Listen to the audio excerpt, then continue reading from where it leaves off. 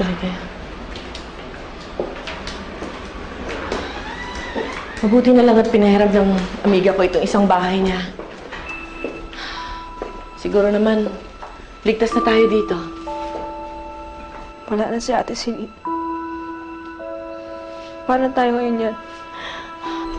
Mami,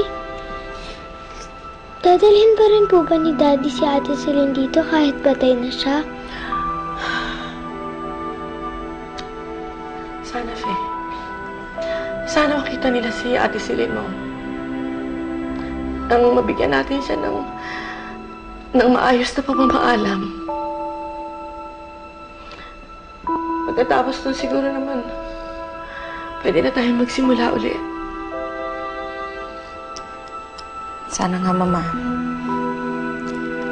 Sana rin makauwi na sina Arthur ng ligtas.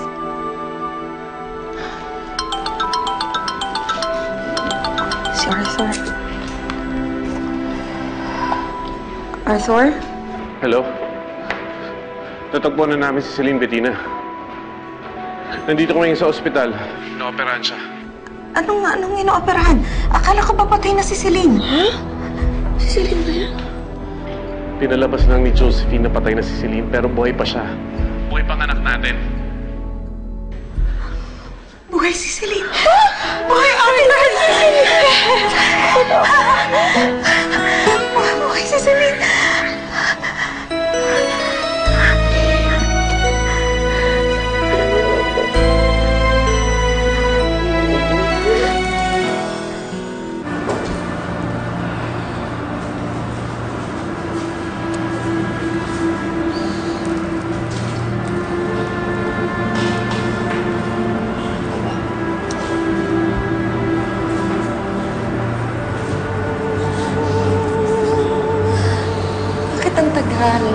Bakit hanggang ngayon wala pa rin balita tungkol kay Celine?